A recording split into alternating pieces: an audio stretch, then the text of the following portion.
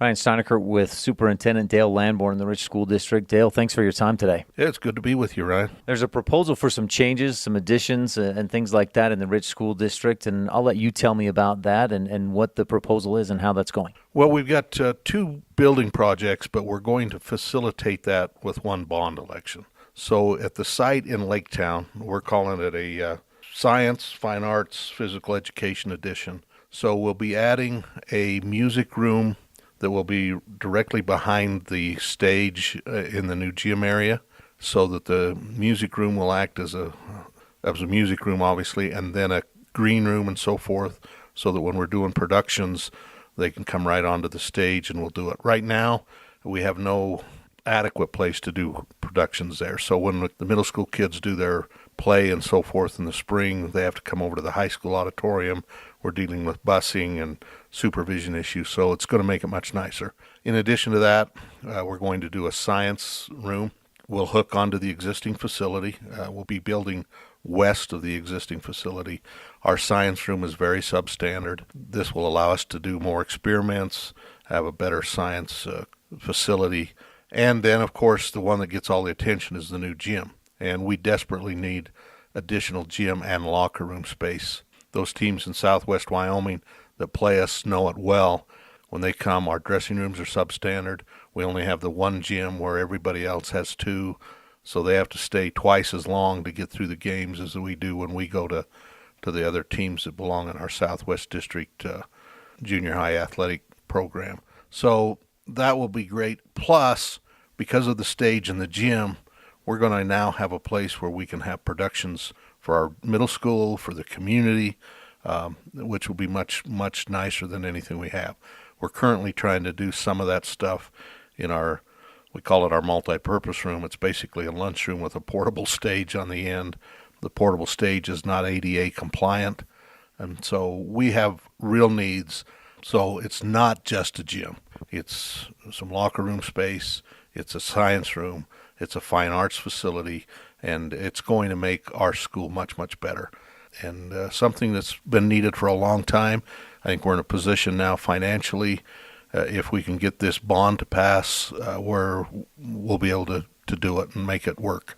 I think one of the attractive things about it is what you mentioned, that the versatility of the new space would really add a lot to not just the athletics, not just science, fine arts, and to the entire community and school. Yeah, and we need to understand that. Like I say, for some reason, the gym seems to have gotten all the negative attention. Is what are we doing building a gym? Well, we are building a gym, and I make no apologies for that.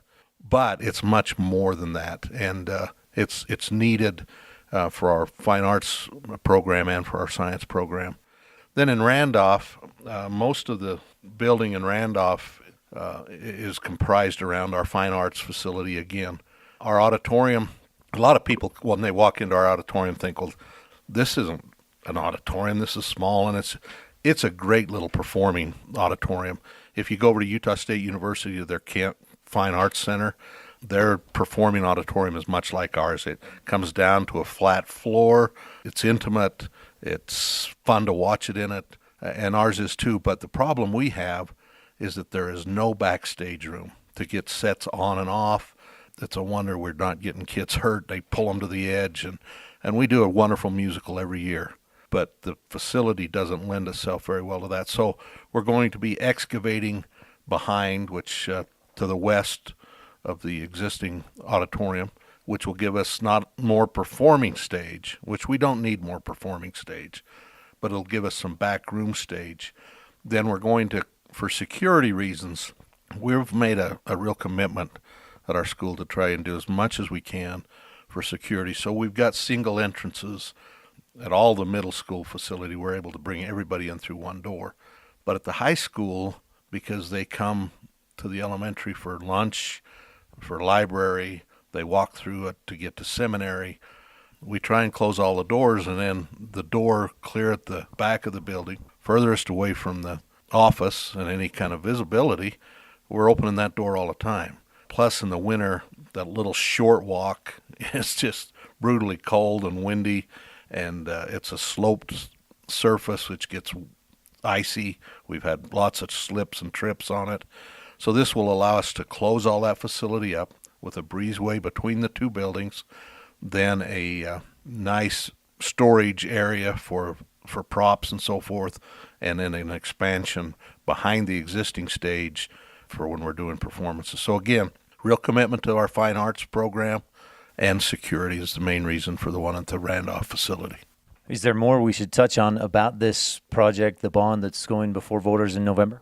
Well, it's an $8.5 million bond, and that sounds like a lot of money, and it is a lot of money.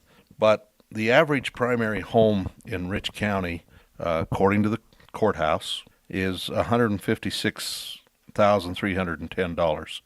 So the annual impact on the average primary home is $35.77 a year.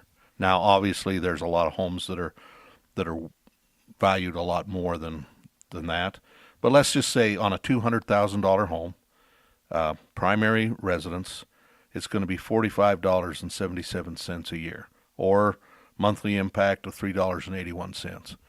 So I've jokingly said to people, all I'd have to do is give up 2 Mountain Dews, which I don't need to drink, and I do, and a month, and I've covered my deal.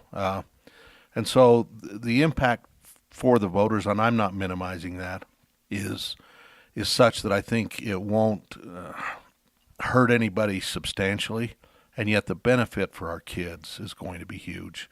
And so I think anytime you're talking a bond election in education, you have to look at what we're going to get out of it, what are the benefits versus the cost.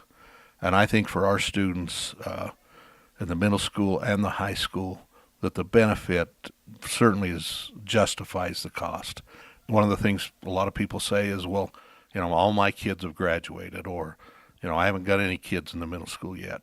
Again, when we're talking education, it's an investment in our community, it's an investment in our kids, and I think all of us need to make that investment. And we're not trying to be cheap about it. We're not being extravagant by any means. I think it's the structures that we're looking at will be something the community can be proud of without being extravagant, and I think it's going to benefit our community significantly. Dale Lamborn, Superintendent, Rich School District, thanks for your time, and good luck in the efforts with this project. Well, thanks very much, Ryan, and we invite people to come out November 6th with the general election and vote. You'll get vote by mail ballots prior to then if you want to do the voting by mail, and we just encourage people to look at it. If you've got any questions, get a hold of me. We'll be holding precinct meetings in Garden City on the 15th, and then again on the following Mondays at the 22nd in Randolph, and then 29th back in Lake Town. So we've already had our precinct meeting in Woodruff. That was last Monday. So the next 3 Mondays at 6 o'clock, starting in Garden City, then Randolph, then Lake Town. Come to those community meetings. We'll try and answer any of your questions. You can see the project, and hopefully after you look at the project, you'll see that it's very much needed for our kids.